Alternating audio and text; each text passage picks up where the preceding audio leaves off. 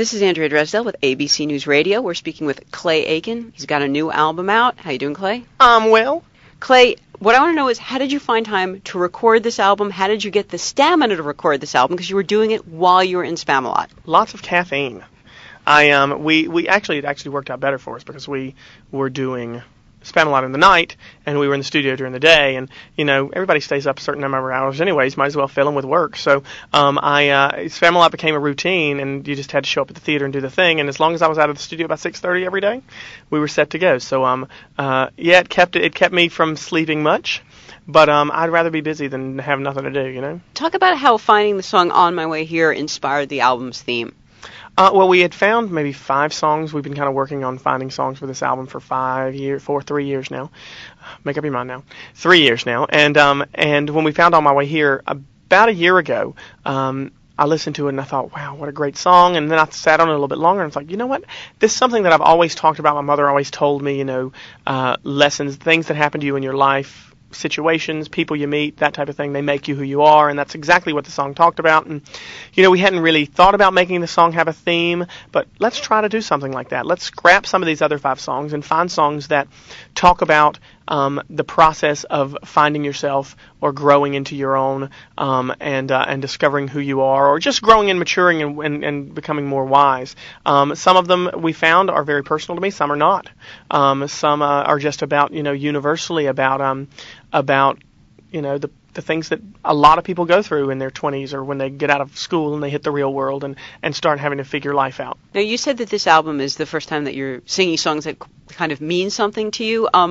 Looking back, are you a little dissatisfied with your past albums just because you didn't have as much input into them? Or? I'm not dissatisfied at all. I mean, I think, you know, the first album, a lot of songs were picked for me.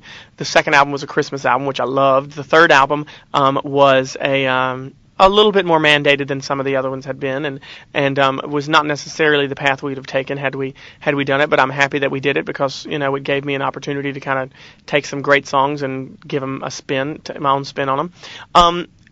I do think that in the past, however, that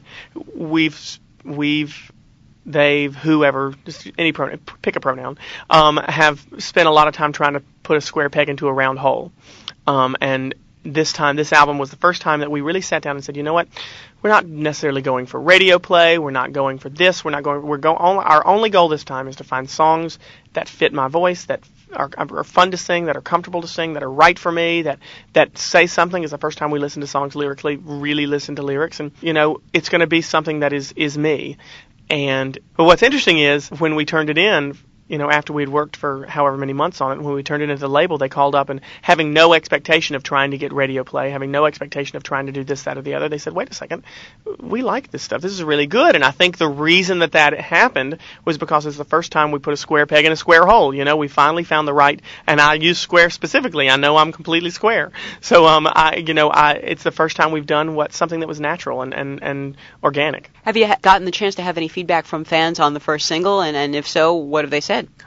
Very little, actually. I have been obviously quite busy, and I haven't been able to check out the message boards. They're always very supportive, but sometimes I think some of them wouldn't mind if I just sang the Crawdad song and they'd be okay with it. But, you know, we actually performed some of them for the first time on TV a few nights ago, and my understanding is that they've been excited about it. But, you know, one of the things I like about the album in general is the fact that there is a little bit of something for everyone. Since we went lyrically and tried to find a lyrical thread, to go with the album. Sonically, it's very different. There's some bluesy type stuff. There's some jazzy type stuff. There's some pop stuff. There's some rocky stuff. You know, it's very different. There's some big string sessions. You know, so hopefully there's something for everybody.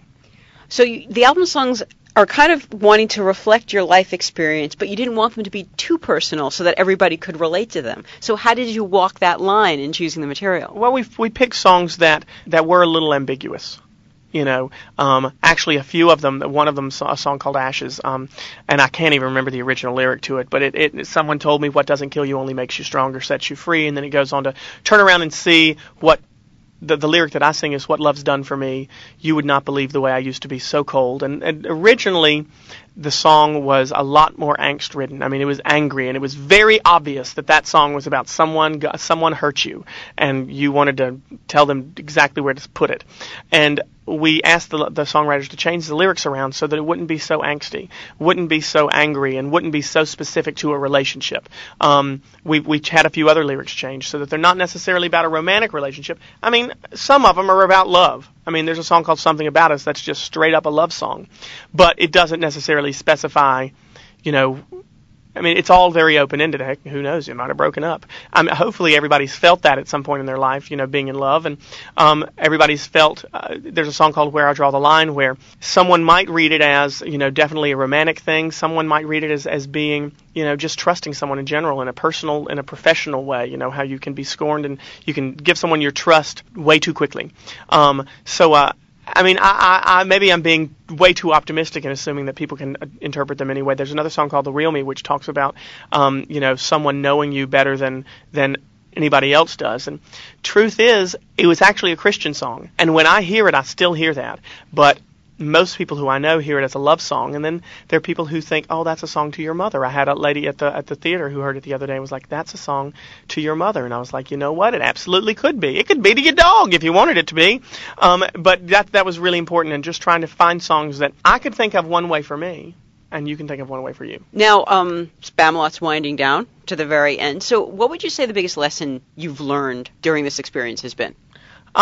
Well, I learned I can stretch a lot further than I thought I could. It hurts still, but I was actually very pleasantly surprised with just the whole experience in general. Not that I didn't think I'd enjoy it, but I never knew I'd enjoy it this much. And it's an interesting family unit over there, and I'll miss everybody when I leave without question. It's been an opportunity for us to not just physically stretch, but kind of do something different and do a show that nobody expected that we would do, and do something that is not just about singing. It's kind of funny to me that people meet me and they kind of are surprised that. First of all, they're surprised that I'm taller than they thought I was, and second of all, they always are surprised that I can chew gum and talk at the same time. I think I'm stupid. I mean, I might be, but I don't want you to think it. It's been an opportunity for us to kind of do a little acting, a little dancing, not much singing, do a British accent, and just try something new and expand, our repertoire, if you want to call it that. And that's been exciting for me, because not that I didn't think I could do it, but no one was sure. And heck, there are probably plenty of people who still think I couldn't, and I didn't. But I feel a little more confident in myself, having done something new. I really have enjoyed not just the routine and the stability, but the people I've worked with. It's been like it's really an ensemble family over there at that show, more so probably than other ones, because other shows have a big star who is the lead, and everybody else is the ensemble and supporting. And in this show, everybody's really a part of the family, and I've loved that. Would I do it again if the right thing came along? Absolutely. I kind of want to sing if I do it again. I've done the pooing my pants thing enough for 15 weeks, and I will. I'd love to try to do something a little more maybe serious, or I really, what, if they came up to me with another great opportunity to poo my pants in a different show, I might take it too. Okay, well, back to the album. What's the one thing you want your fans to know about this album? It's like, this is your first album of all original material in a while, so what do you want them to know? What do I want them to know? I want them to know the price and